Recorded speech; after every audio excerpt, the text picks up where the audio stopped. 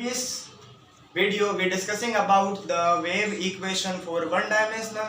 In this video we discuss about three dimensional wave equation. We have aim to calculate wave equation for three dimensional. In simple words, I can say a wave propagating in 3D, three dimension, and we have to find wave equation for that particular wave. So at first of all, I suppose that a wave moving in arbitrary direction. Suppose a wave moving in arbitrary direction. I'm emphasizing on the word arbitrary. Moving wave है, velocity v से move कर रही है arbitrary direction में. और as the previous derivation in which we assume that the wave source situated at the origin. In this same condition, in the case of three-dimensional wave equation, here also we also assume that wave source situated at the origin. In both cases, wave source situated at the origin, we have to assume this. Okay.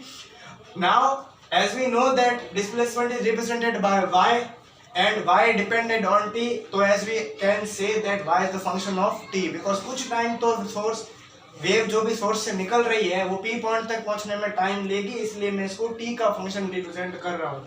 अब wave move कर रही है arbitrary direction में v velocity से, वो कितना time ले रही है पी पॉइंट पर पहुंचने में. The time taken by the wave propagating with velocity v in arbitrary direction to reach at point p, वो टाइम है r upon v, distance upon velocity. यहाँ ये r डिस्टेंस वेक्टर आप मान सकते हो.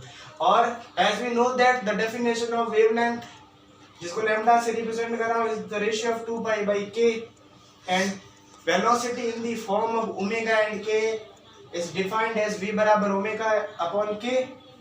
So from here we can put the value of v in first equation, then we can find this. अब अपने v की ये वैल्यू तो मिल गई है, लेकिन यहाँ से आगे एक बात बहुत ज़्यादा जरूरी है अपन को समझना. बात ये है कि displacement is t minus T naught time and before T time is same. मेरे कहने का मतलब ये है कि displacement t minus T naught time पहले जो था वो t टाइम बाद ही होगा. आप इसको ऐसे देख सकते हो, सपोज मैं जो बोल रहा हूँ इसको आप ऐसे समझ सकते हो, टी टाइम बाद और ये उससे पहले का डिस्प्लेसमेंट. अगर आप इसको हटाते हो तो लास्ट में आपको टी नॉट ही मिलता है, और टी नॉट की वैल्यू क्या है? 0. क्यों? क्योंकि ये टाइम कब है? जब wave source zero I mean to से सेंटर ओरिजिन के ऊपर था, तब टी नॉट टाइम था. टी नॉट की वैल्यू 0 थी, एज वी ऑल नो. ठीक है, तो मेरी बात सही है, ये चीज अच्छे से समझ में आ जानी चाहिए. T minus T naught time और टी टाइम दोनों टाइम पे डिस्प्लेसमेंट सेम होगा जो 0 होगा. तो मैंने यहाँ पे इसको मेजर भी किया है, ये 0 हो रहा है. अब डिस्प्लेसमेंट क्या होगा उस वेव का, जिसको मैं फाई से रिप्रेजेंट करा, जो कि फंक्शन ऑफ टी है. सॉरी, मुझे यहाँ फाई लिखना था, मैंने गलती से यहाँ वाई लिख दिया है. Phi is the function of t, और टी की वैल्यू मैं यहाँ से निकाल रहा हूँ जब वेव पी पॉइंट पे पहुंच रही है. तो इसको आप ऐसे लिख सकते हो. अब ये जो वेव इक्वेशन मिली है वो वेव इक्वेशन है, उस वेव की इक्वेशन है जो पॉजिटिव x डायरेक्शन में मूव कर रही है. Now I can say that this is the equation of the moving wave which moving in positive r direction. Okay, so now the displacement in negative r क्या है? r vector direction. इसका मतलब क्या हुआ कि अब जो वेव है वो नेगेटिव r वेक्टर डायरेक्शन में मूव कर रही है. ध्यान रखना, नेगेटिव साइन सिर्फ डायरेक्शन को शो कर रहा है, थोड़ा कंफ्यूज नहीं होना है.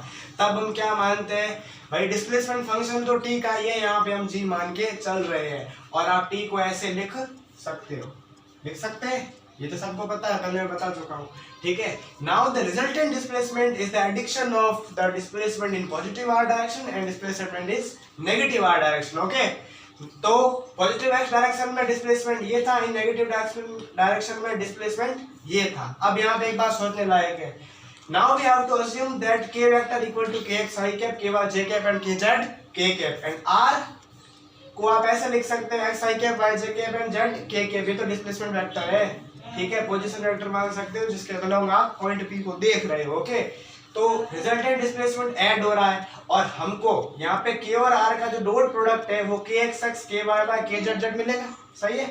अब इसको हम अगर यहाँ पुट करते हैं तो ये कुछ ऐसे मिलता है। अब t माइनस के एक्स एक्स के वाई वाई के जेड जेड अपन ओमेगा को u और g, इसको t प्लस के एक्स एक्स के वाई वाई के जेड जेड अपन ओमेगा को w मान लिया जाए, तो जो रिजल्टेंट डिस्प्लेसमेंट मिलता है वो ये u और w के फॉर्म में मिलेगा। Okay, now we have to take partial differentiation for that equation with respect to t, यानी कि t के रेस्पेक्ट में उस इक्वेशन का पार्शियल डिफरेंशिएशन करना है।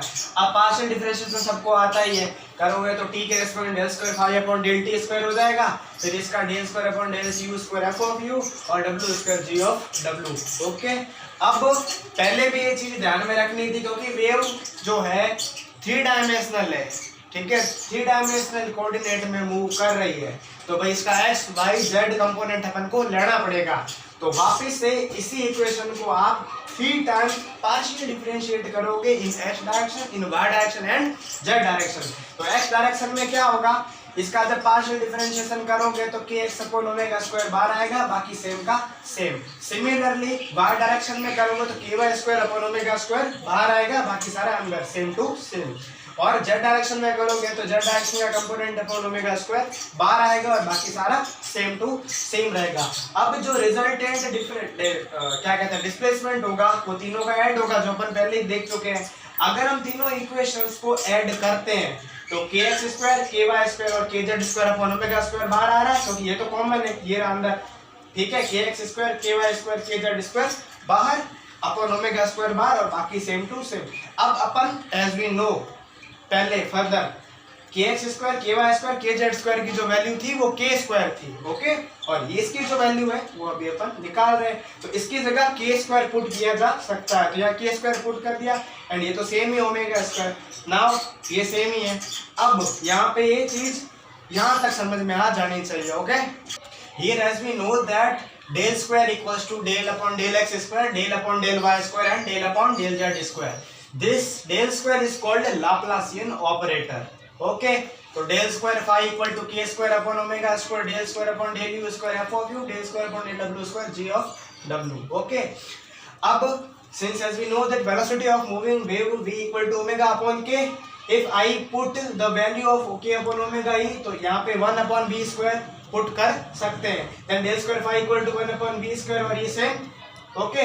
अगर मैं इसको उधर मल्टीपल कर दूं तो del square phi dot v square बराबर ये मिल जाएगा।